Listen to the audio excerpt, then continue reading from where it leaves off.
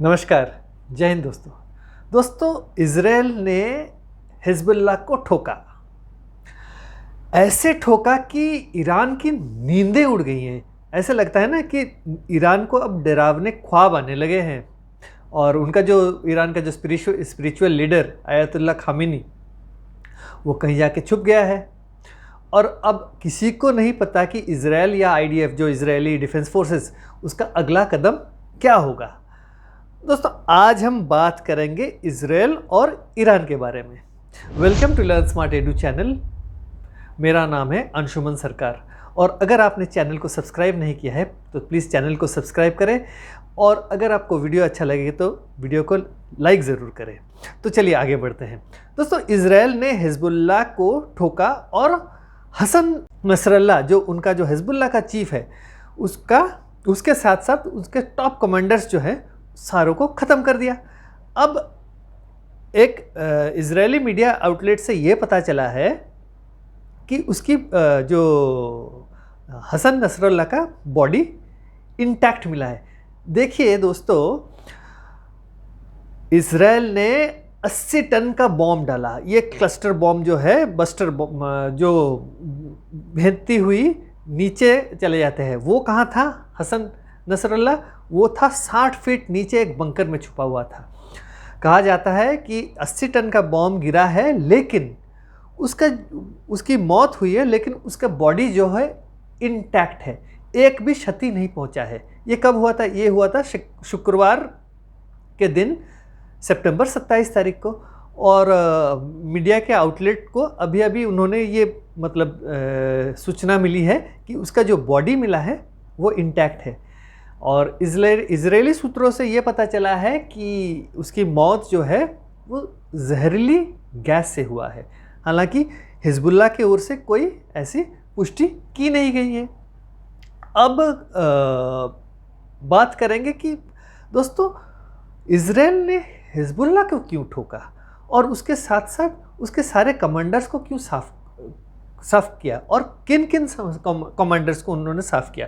Hassan Nasrallah जो है वो हिज़्बुल्लाह का चीफ था, उसके साथ उन्होंने मारा है नबिल कौक।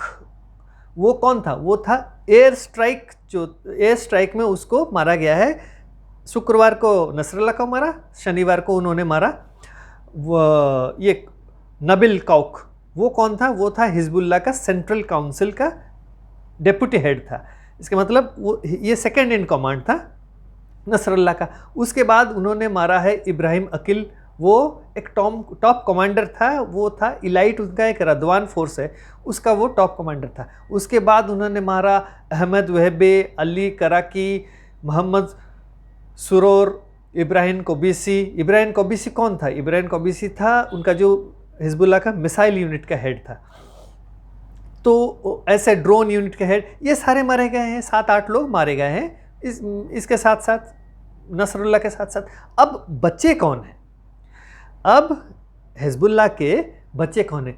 मतलब सुकड़ा साफ कर दिया है इज़राइल ने हिज़्बुल्लाह का। देखिए क्या फोर्स है, इलाइट फोर्स है हम जिसे बोलेंगे। तो नसरुल्लाह, अब बच्चे कौन है? बस नसरुल्लाह का जो सेकेंड इन कमांड है नईम कासिम, वो जिंदा है। और कहा जाता है कि जो नसरुल्लाह का जो सक्सेसर होगा वो हो हाशिम सफ़ीउद्दीन। वो एक्चुअली नसरुल्लाह का कज़न है। और उसका जो बेटा है उसकी शादी हुई है ईरान का जो जनरल था ना, कासिम सुलेमानी, जिसको अमेरिका ने ठोका था इराक के अंदर 2020 में। उसके बेटे के साथ ये कासिम का बेटे का शादी हुआ है। तो ये और एक है तला हमें और अबुल अली रेदा, ये 2 है टॉप कमांडर है हिज़्बुल्लाह के। अब ये इतने बचे हुए हैं, जिसे बोलते हैं ना गिने चुने लोग, आप उंगली में गिन सकते हैं। तो अल्टीमेटली उनको साफ कर दिया है। अब हम बात करेंगे इज़राइल ने हिज़्बुल्लाह को क्यों ठोका, हिज़्बुल्लाह पे क्यों अटैक करा। अगर हम इज़रायली डिफेंस फोर्सेस के जो आईडीएफ के जो स्पोक्स पर्सन की बात हम अगर माने, उनका नाम है डेनियल हगैरी। उन्होंने आज ही मंगलवार के दिन उन्होंने क्या कहा, उन्होंने कहा कि हिजबुल्लाह जो है एक प्लान कर रहा था अटैक इजराइल के ऊपर। उनका ये कहना है, अगर उनकी बात मानी जाए, तो वो जो पिछले साल अक्टूबर 7 तारीख को जो हमास ने अटैक करा था ना, वो जो पैराग्लाइडर्स के थ्रू 3000 फिर अपने जो मिलिटेंट्स भेजे थे इजराइल के अंदर, फिर 1200 लोगों की कत्ल किया था और 250-300 लोगों को किडनैप करके ले गए थे, होस्टेज बना के रखे हुए हैं। तो उनका ये कहना है कि इसी तरह का जो है अटैक, जो अक्टूबर 7 जैसा अटैक, वो लेबनान की तरफ से हिजबुल्लाह करने वाला था नॉर्दर्न इजराइल पे। और जो इजराइल और लेबनान के जो सटे हुए जो गांव हैं लेबनान की साइड में, वहाँ पे वो लोग अपना जो आर्म्स एंड एमुनिशंस वगैरह सारे भर के उन्होंने रखा था, ये अटैक प्लान कर रहे थे। तो जब इजराइल को भनक लगी तो इजराइल ने क्या किया, बेरूट पे अटैक कर दिया, नसरल्लाह को उड़ा दिया। उसके साथ साथ अगले दिन ही उसके आधे दर्जन से ज़्यादा निकाल दिया उनके कमांडर्स वगैरह को। तो अब बचा नहीं है कोई ना उनको डायरेक्शन देने के लिए, और अटैक कैसे होगा, अटैक तो फेल हो गया। अब क्या है, जो हिजबुल्लाह का जो अभी के डेप्यूटी लीडर जो है नईम कासिम, उसने क्या कहा, उसने कहा कि नसरुल्लाह का जो मौत हुई है इजराइल के हाथों, वो उसका बदला लेंगे।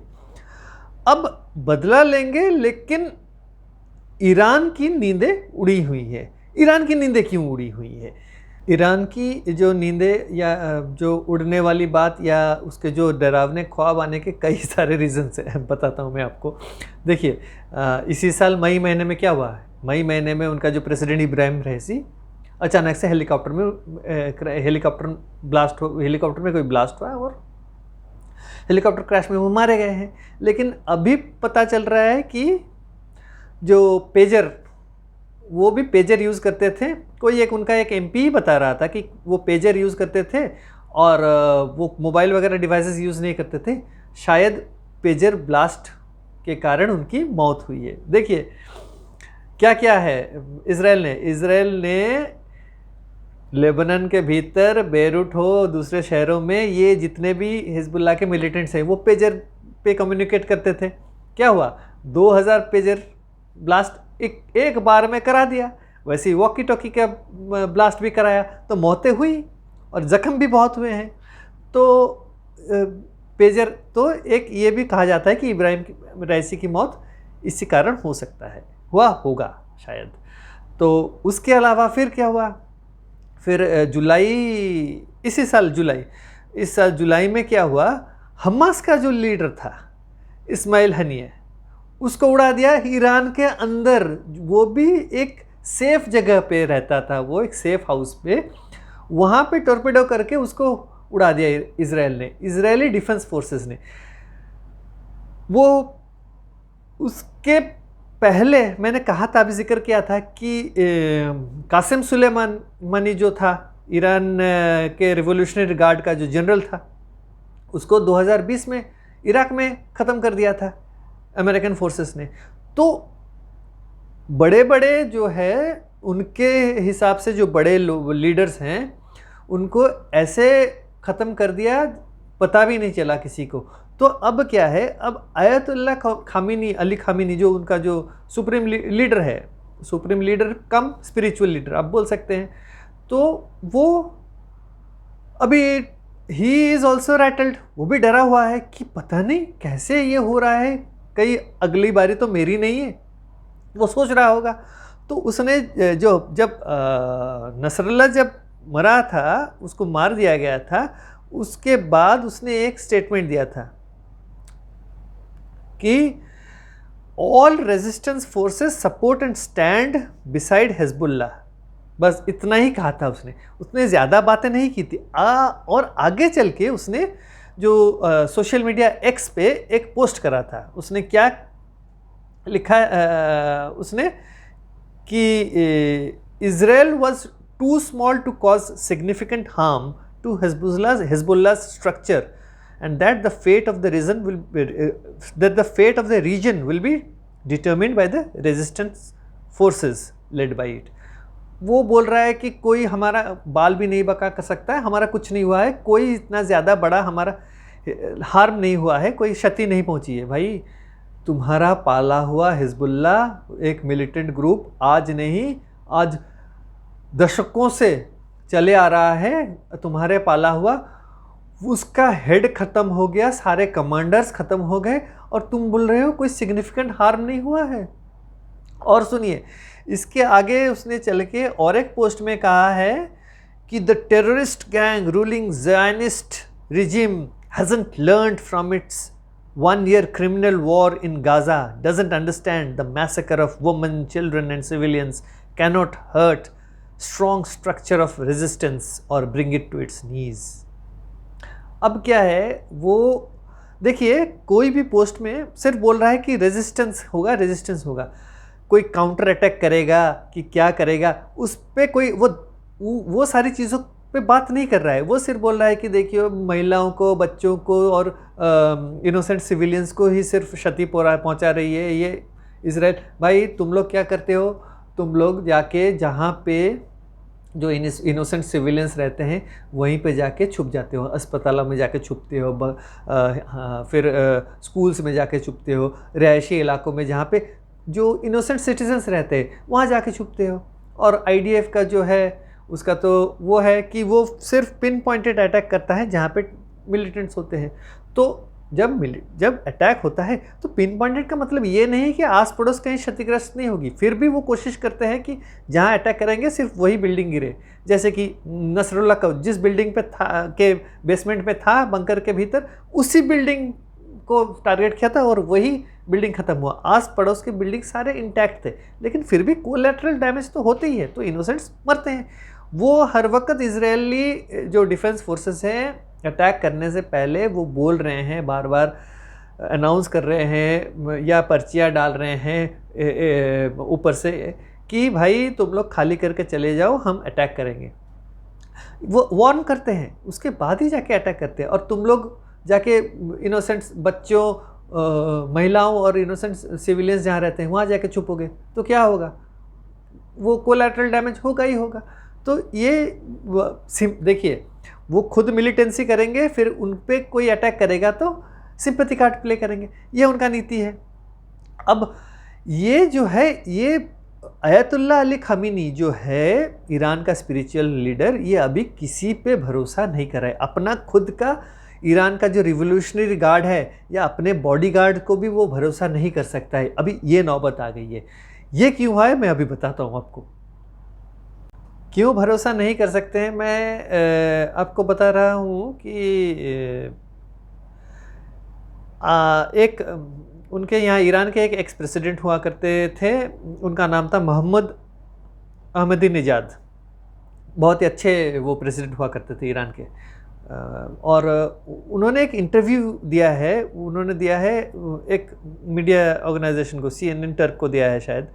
उसमें उन्होंने क्या कहा, उन्होंने कहा कि जो उनका जो सीक्रेट यूनिट का हेड है, ईरान का जो सीक्रेट यूनिट का हेड है, जो कि काउंटर करती है इजराइल के जो स्पाई एजेंसी मोसाद को,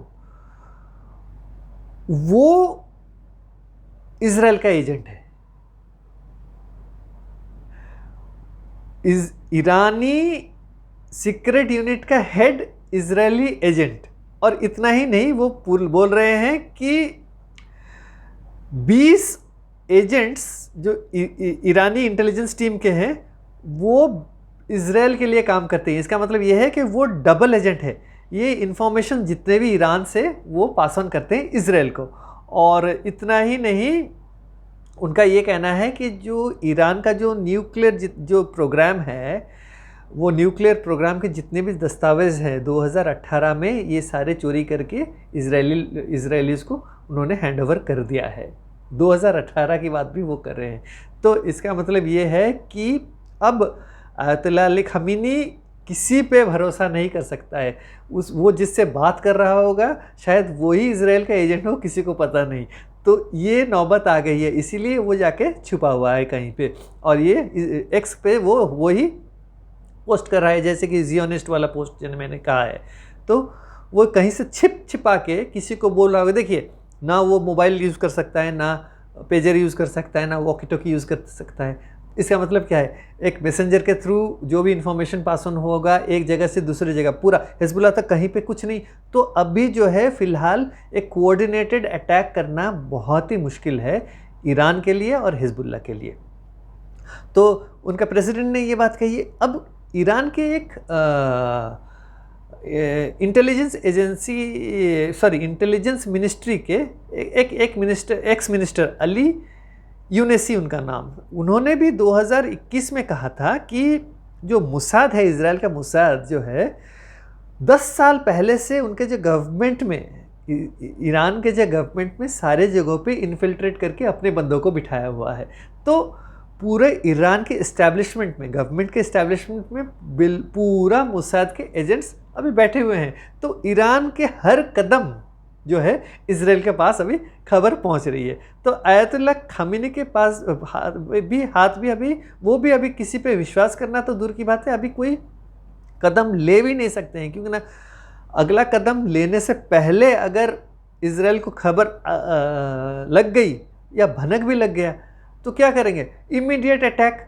तो वो अपना जान बचाने के लिए अभी वो कुछ दिन या कुछ महीने की या कुछ सालों के लिए वो अंडरग्राउंड ही रहेगा। अब लग तो वही रहा है। और ये जो वॉर है ये अब थमने वाला नहीं है।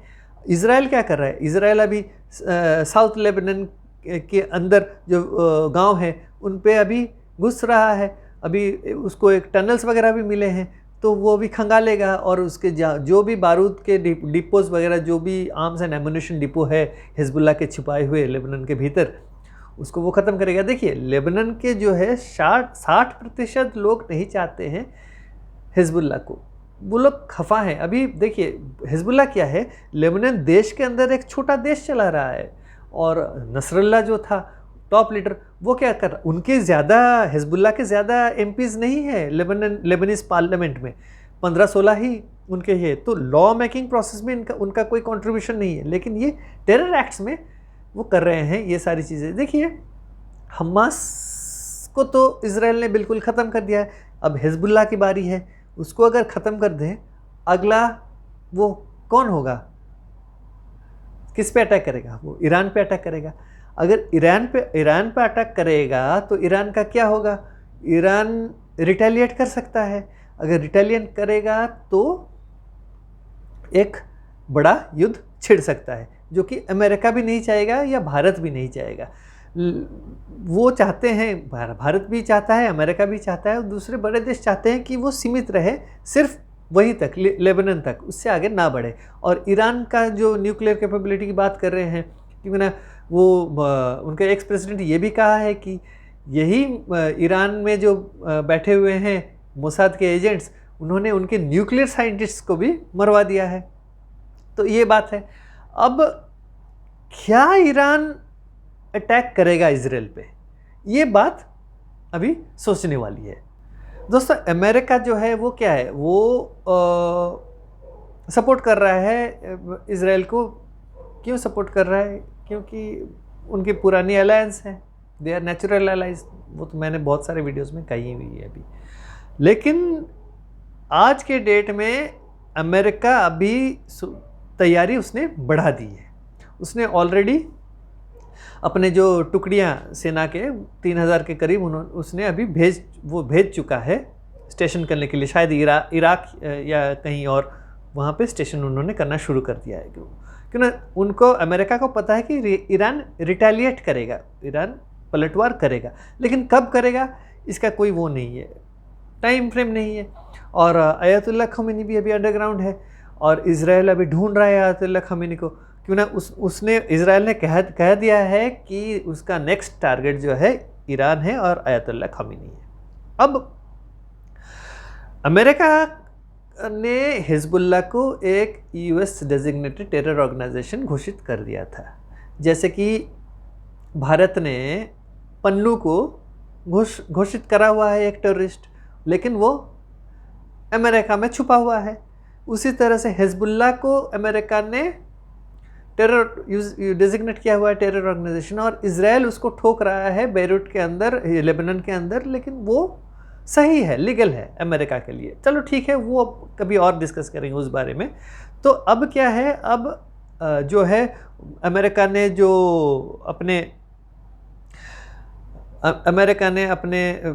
जो डिफेंस जो फोर्सेस हैं उन सबको अभी तैयार रखा है। क्यों ना, देखिए जिस दिन ईरान ने 300 ड्रोन मारे थे इजराइल के ऊपर, इजराइल ने क्या किया था, उसका जो आयरन डोम था उसको उसने रिटेलिएट किया, एक दो कहीं इधर उधर गिरे थे, उसके अलावा कुछ नहीं हुआ था डैमेज। तो उसी तरह का कोई अटैक हो सकता है, लेकिन अमेरिका ने चेतावनी दे रखी है कि अगर ईरान अमेरिका के एसेट या अमेरिकन किसी सिटीजन को अगर नुकसान पहुंचाता है तो America has the right to retaliate. वो अगर अमेरिका रिटेलिएट करता है और इजराइल का साथ मिल जाता है तो ईरान विल बी डिसमिटेड, वो उसको ख़त्म कर देंगे ईरान को। और ऑलरेडी अगर हम उनके जो अमीरी नेजाद जो उनके जो एक्स प्रेसिडेंट की बात अगर माने, तो इजराइल के पास उनका जो न्यूक्लियर फैसिलिटीज़ है जहाँ जहाँ है उसकी खबर बिल्कुल इजराइल के पास है। अगर क्यों ना, देखिए ये न्यूक्लियर जो वेपन्स हैं आप ऐसे इमीडिएटली इधर उधर कहीं आप उसको शिफ्ट भी नहीं कर सकते हो। यू नीड, उसके लिए भी जो अंडरग्राउंड बंकर्स वगैरह चाहिए to safeguard your weapons. अगर ये बात हो जाती है तो बिल्कुल सब कुछ ख़त्म हो जाएगा। ऊपर से देखिए शिया, ये ईरान जो है शिया मेजॉरिटी है, और उनका तो ये सऊदी वगैरह इनके साथ तो नहीं पड़ता है क्योंकि वो सुन्नी है। शिया सीरिया का जो प्रेसिडेंट है उसको ईरान ये हिजबुल्लाह सपोर्ट कर रहा था, तो इसीलिए जब वहाँ वो सुन्नी है, वहाँ पे जब हिजबुल्लाह सपोर्ट कर रहा था तो लेबनान के लोग भी पसंद, उनके भीतर भी लोग पसंद नहीं करते थे कि हिजबुल्लाह क्यों सपोर्ट कर रहा है। तो ये सारी चीज़ें चल रही हैं, तो उनके अंदर भी अभी जो है थोड़ा बहुत ये हो रहा है, there is a kind of जो बोलते हैं ना मन मिटाव है हर एक दूसरे से। अब